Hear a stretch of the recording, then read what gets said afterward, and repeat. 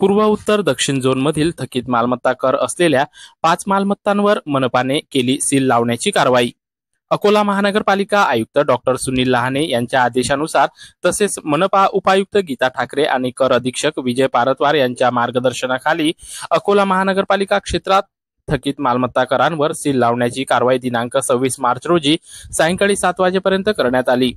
पूर्व झोनमधील civil line, RLT college समोरील हर्ष संकुल येथील विक्रम राजूरकर आणि शरद नगर येथील दुर्गामाता मंदिर मंगल कार्यालय यांच्याकडे 2017-18 पासून थकीत कर आहेत। तर उत्तर झोनमधील अकोट मोटर स्टँड येथील मालमत्ताधारक मानकर यांच्याकडे 2010-11 पासून थकीत कर आहे।